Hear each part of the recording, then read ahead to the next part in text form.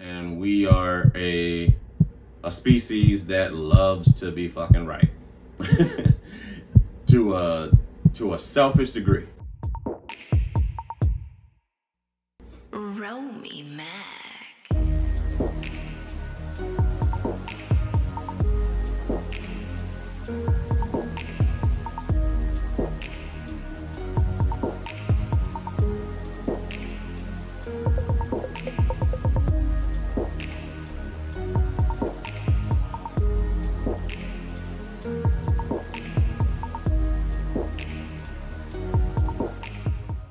Why do you think women raise boys into men they wouldn't want to be with? I believe that it happens, my personal perspective solely, is for the simple fact that you just don't know, truthfully, because if you did, you wouldn't do it. But I also believe that it stems from insecurities and wanting and selfish desires. Yeah, I believe it stems from selfish desires that a woman may want, essentially, probably out of the man that they're actually with. So be it the boyfriend who's acting as father, or be it the child's actual, the boy's actual father. It may have believing that if I train him this way, this is what I want at the time. But then again, what ends up happening is that boys that are raised in that manner, where they do everything their mother tells them to do and not really raised by a man, you know what I'm saying? Like, they become people pleasers, essentially. Like, you grow up being almost like your mom's boyfriend and getting things done. And you're not in a position to where you can deny it because that's your mother, because you don't know any better. So you end up just doing whatever she says for fear of her removing any love from you.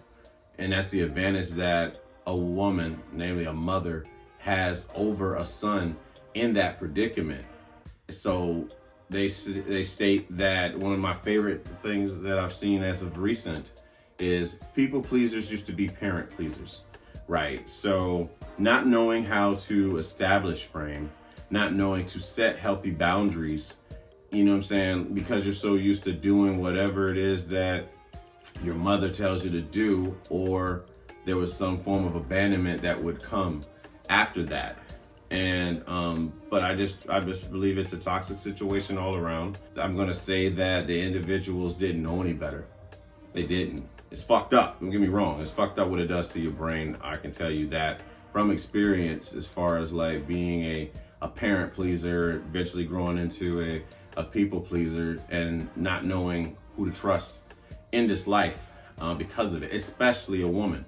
You know what I'm saying? Like the safety individuals that you were supposed to be able to trust with your life, with your guidance, with the decisions to make in life, and you find mistakes. And that happen. It happens, you know what I'm saying? But it's just now there's no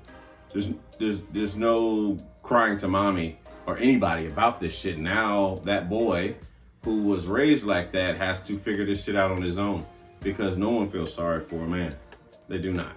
No one's gonna feel sorry for a man and also give him respect. It's just something that a man's gonna have to figure out on his own with other men on the same purpose, other masculine men. Not taking advice from beta males. You know what I'm saying? You're gonna have to literally find men who understand manhood in order to get out of that mindset, so that you can take your rightful place, you know what I'm saying, as the leader in this life, in this world, whether for your family or your you know what I'm saying, like your relationship, hell, even at work, it might even be helpful to you.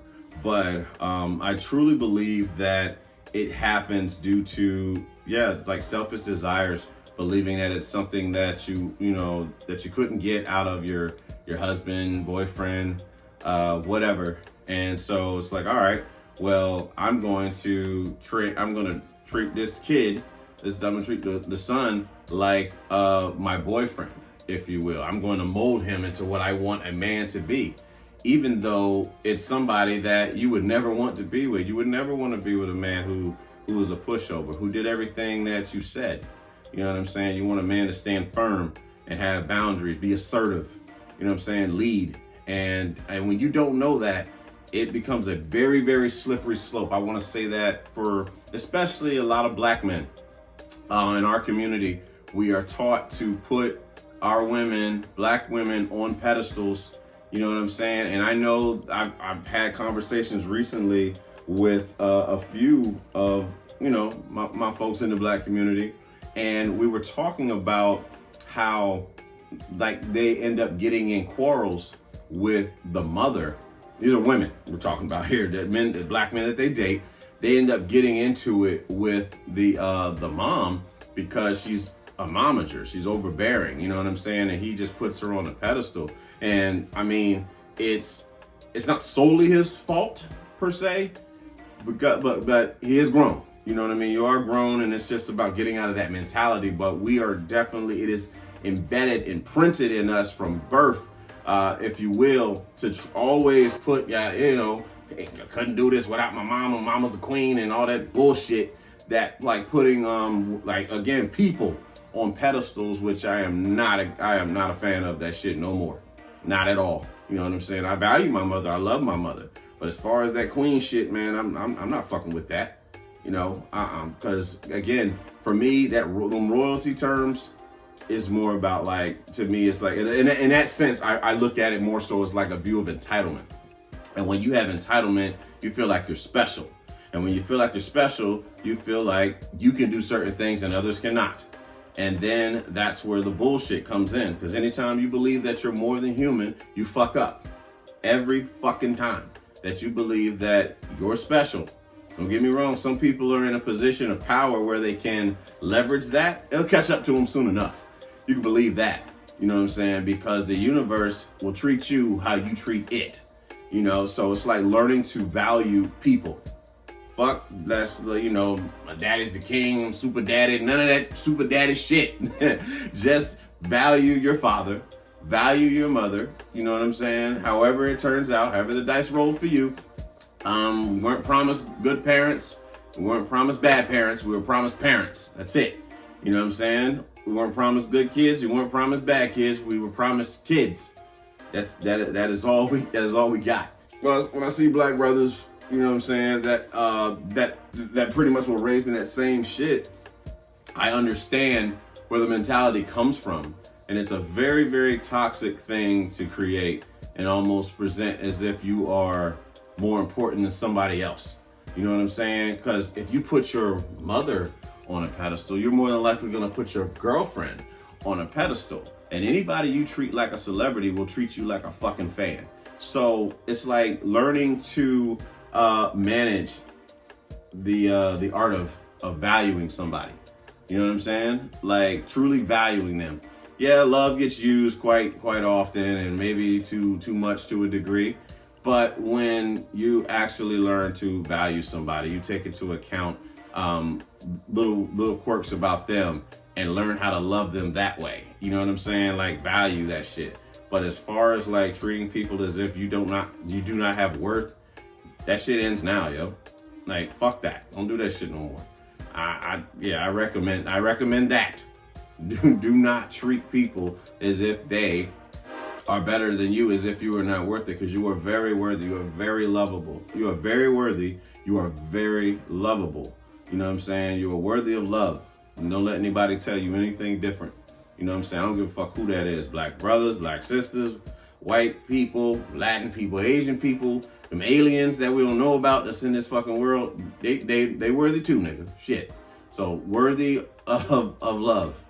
Just don't blow my shit up. That's all I'm saying. But I do believe that it was an insecurity where this mentality comes from, and projecting that pain onto the next generation. Not purposely, just it was done to me type thing. I'm only responding to what's been done to me is what that is. And hopefully, you know, young men are able to catch that early on. Like, you know what I'm saying? Like that same mentality where if you had you grew up in a household where you were raised to be like your mom's boyfriend or something like that. You know what I mean? Like you had to do certain things. You were made to do all the things that your father didn't want to do. You know what I'm saying? And once you see that, learn from it. Learn to have healthy boundaries. I mean, therapy helps, and forgiveness. You know what I'm saying? Have grace and forgiveness for your parents. Have forgiveness for your mothers. They did the best that they could with what they had, and if you thought it was fucked up what they did to you, imagine what was done to them. Is a mentality to keep in mind when you go through said shit. But going forward, please, I implore you, please have healthier boundaries so that, you know what I'm saying, it's already hard out here for us bros. You know what I'm saying? Men in general, when it comes to mental health, you know, it's not socially acceptable for us to really discuss our emotions openly the way that a woman is able to in society. So it's like finding a brotherhood where you're able to one, be masculine, and two, still be able to express your emotions and save yourself from yourself. Because I mean, when you go through shit and you know, the world's like, oh, so figure it out, you're a man type shit, you know what I mean? Instead of like being met with compassion and like, damn, that shit was kind of fucked up. I'm hurting. I'm crying out for help, maybe through anger or what have you. You know what I'm saying? Like, yeah, you be surprised when you look at people from that type of lens where you see them projecting. And if you knew how much people projected, you wouldn't take anything personally. So, for this, like I said, for this topic, I believe that's why mothers that do display that behavior, that's the reason for it. You know what I'm saying? And as far as just shit that was done to them, neglect, projecting insecurities onto a helpless individual who doesn't know any better. And what I can say is just have grace, man, forgiveness for what was done, but have healthier boundaries. You know what I'm saying? Unconditional love does not mean unconditional tolerance. That's it.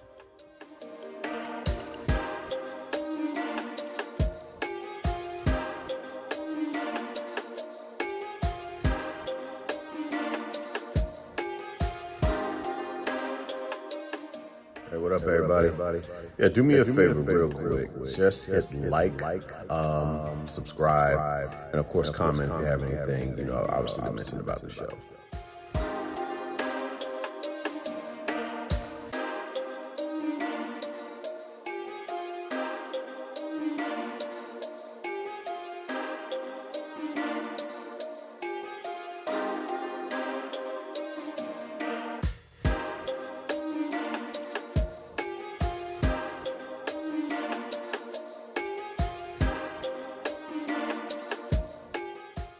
Why do you believe people project their beliefs onto others, wanting them to be like them? I believe it is believing that you're right. You know what I'm saying? And we are a species that loves to be fucking right. To a selfish degree. To a very selfish degree, we love to be right about something, which is almost no, it is to me. I believe it's an insecurity on us as humans. Some of us in our society, we just love to be right. And we believe that once we've found a way of living, we believe that others should live like us.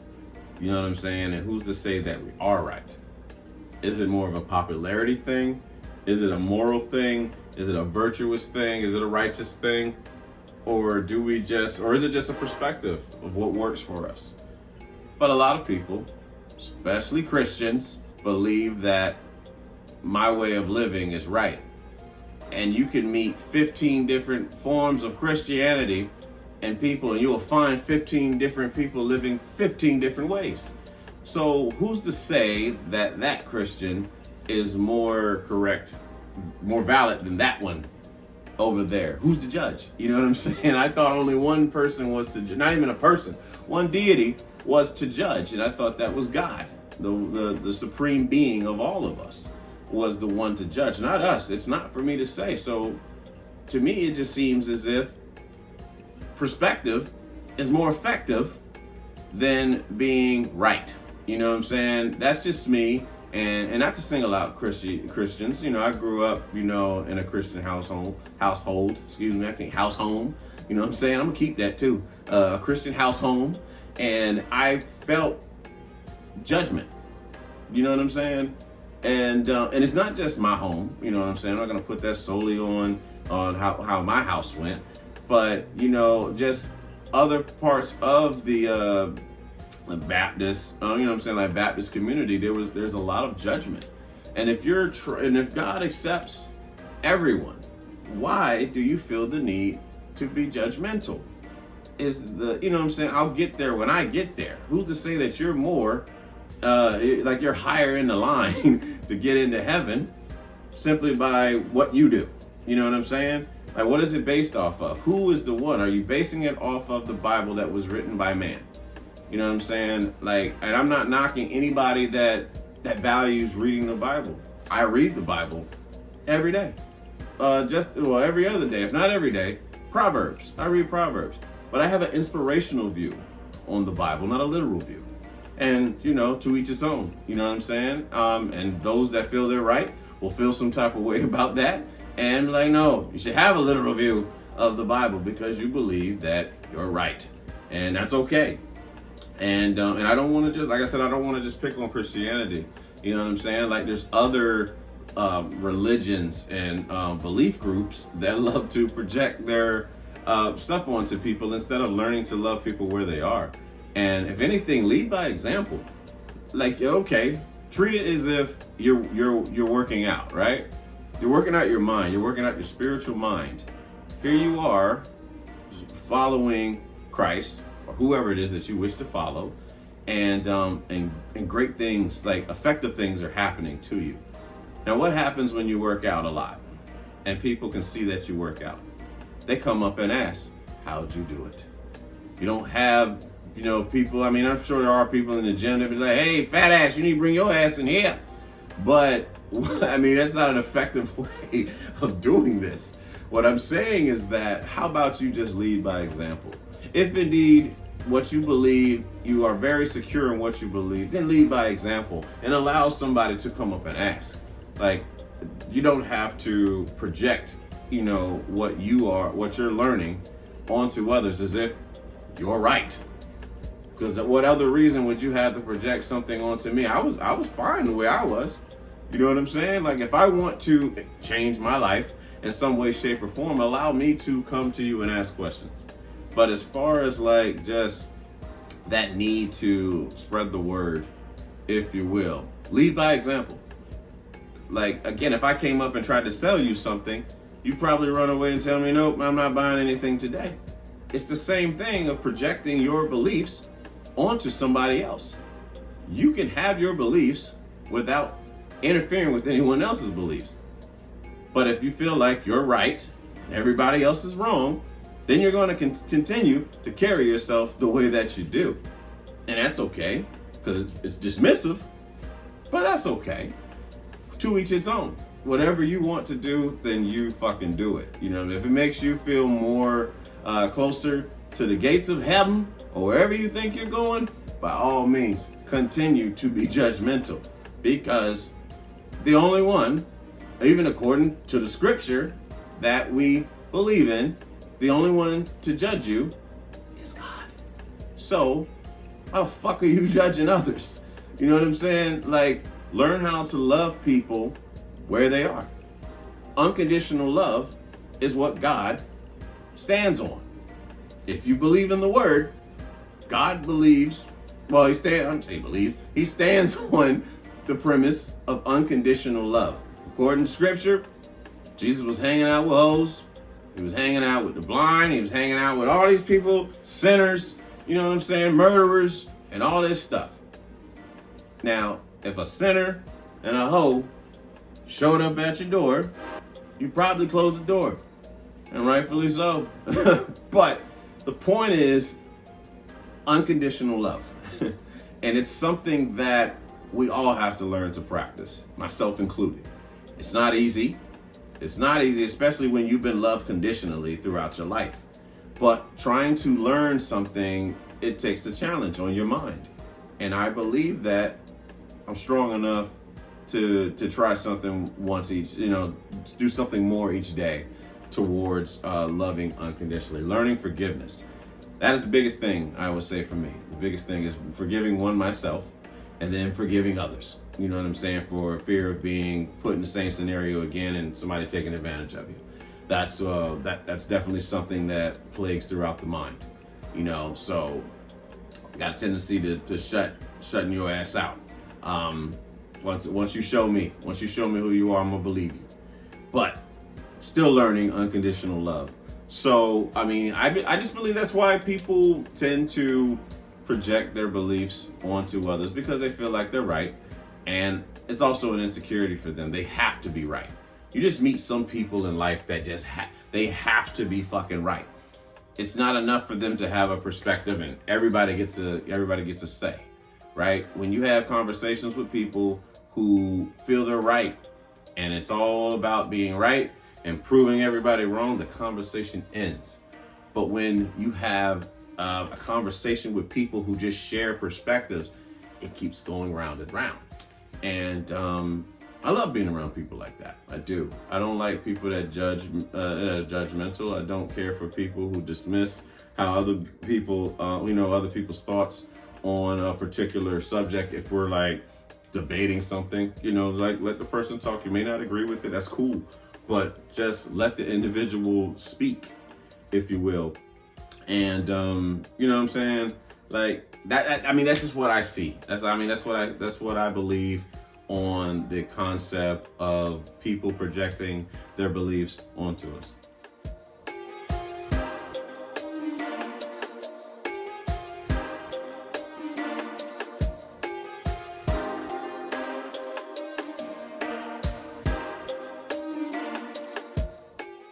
Where was I when I heard Confessions for the first time? I was in tech school. It was May of 2004. And I think I was still in blues, because you had to stay in blues for like a certain phase. When you get to phase 2, you're able to wear like civvy clothes, like regular shit, But I was in the Air Force in tech school at Biloxi, Mississippi, at Keesler Air Force Base. And I remember it coming out. I remember back that was about to come, the album came out that day. So it's like, all right, after we got out of class and, stuff like that, I think we ate first. Yeah, definitely ate. Got them chili cheese fries and the burgers. Me and my best friend, that's where we met. In like in tech school. And then we went to the BX. We went to the BX.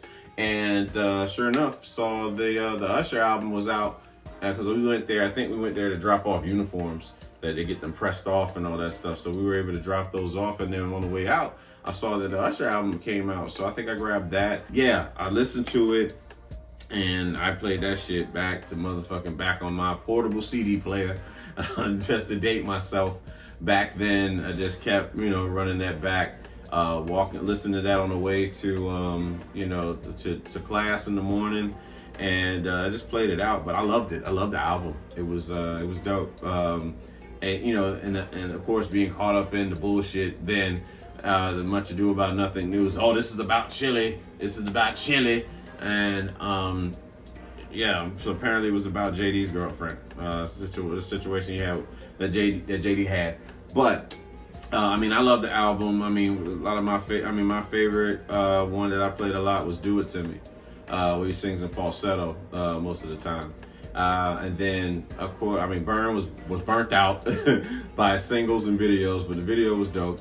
Usher always made sure that he had nice visuals for music videos. Of course, burnt the fuck out. Caught Up was hot. Caught Up was hot. And then relating to simple things, and then Bad Girl was hot too. I enjoyed the album.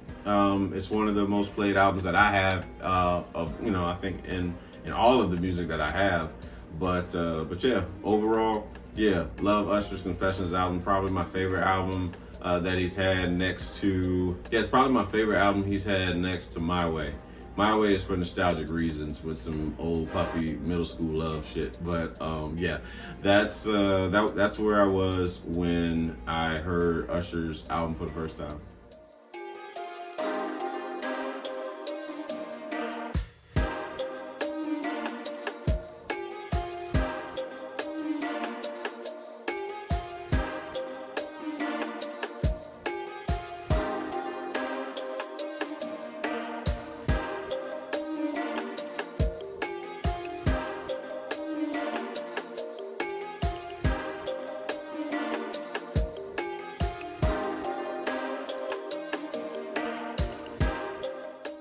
How do you respond to life when you learn how human your heroes are?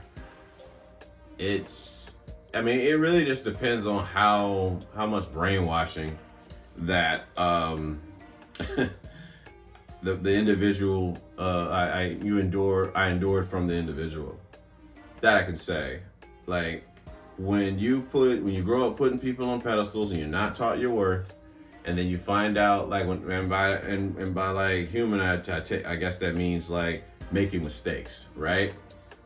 But if you made yourself to be mistake-free, that you're flawless and all that stuff, and then you shame me for making mistakes, and then when I find out that Santa Claus isn't real per se, yeah, it's hard to come back from that, because all you saw was this. All you saw was a superhero, if you will, or a villain, however you want to look at it. But it's tough. It is tough to accept. This acceptance is the hardest part when you've been painted a picture of an individual. You know what I'm saying? I've been on both sides of it. I've been a superhero to some, and I've looked up to some as superheroes. And what we all learn is that we all fall short. That's for certain. We definitely fall short, especially as parents. You know what I'm saying? Like, that's just it's just the way it rolls. But one thing to keep in mind is that it's not about the fall. It's how we respond to to failure. Like, our ability to learn from our mistakes and push forth to be better. And what I can say is that it was hard for me because I felt like I had to be perfect for a long time, very, very, very long time. And it goes so well, led to a lot of depression, a lot of identity crisis, ego deaths out the yin yang. And I got to see myself outside myself, if you will, and just being like, man, I'm tired. You know, Jim Carrey has a great philosophy in regards to depression is the avatar. Is your soul tired of wearing the avatar that is not you, which is your ego? You know what I'm saying? And I can honestly say that I've definitely worn an avatar for a great deal of like my life, and it was all for love. And ain't no other way to put it. It was a form of love that I was working towards. And this form of love is empty calories because it's never enough. You know what I'm saying? Ego love is different from love from the soul. Like, soul is like, you know what I'm saying, it's a home cooked meal, but that ego love is like McDonald's, Burger Kings, Wendy's, Sonic, Rallies. You know what I'm saying? Like, just that food, it smells good, it looks good, but you feel horrible after you get it. But you keep going back for more because it's never enough. And that type of love will fuck you up. You will be lost. You will definitely lose sight of where your soul is. You know what I'm saying? Trying to please others.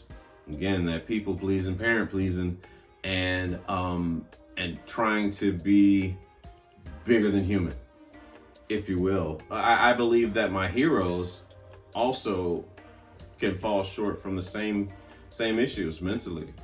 And it's like learning that that beautiful principle that you owe yourself more than anyone else does.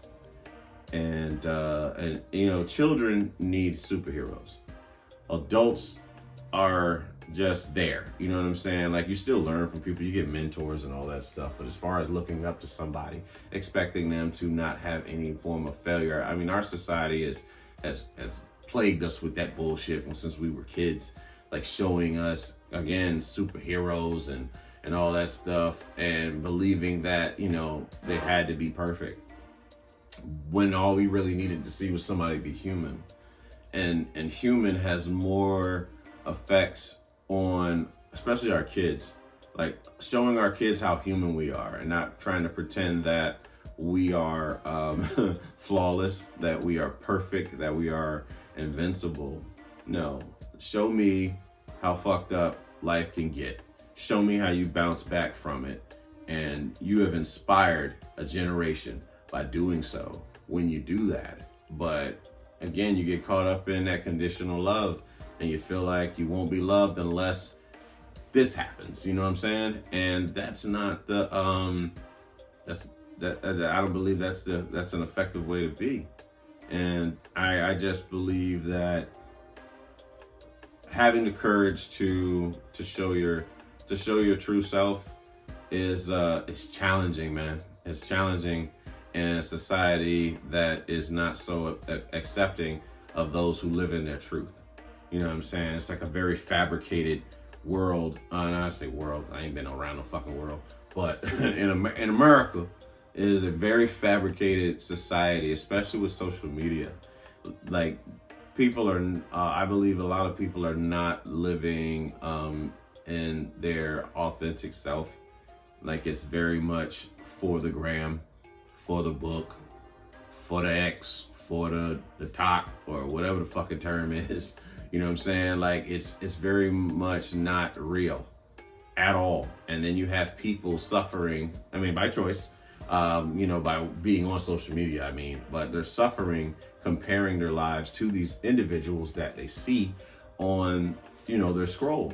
And they're just showing you the highlights. But what if we bared our everything? You know what I'm saying? What if we were to talk about our insecurities? We would see how much people relate to that shit. I believe I've learned how to do so over time. You know what I'm saying? I learned that my story is my strength. Not everybody is worthy of hearing that story, but I know for sure that sharing said story can inspire others to feel like they're not alone in this shit. Like, it's all right for us to be fucked up and still just press the fuck on.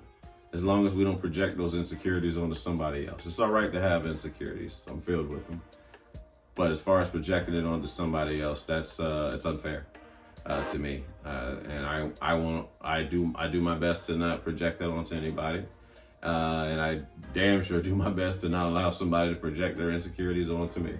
You are strong enough to get through whatever it is you're going through. You know what I'm saying? No one's responsible for you but you.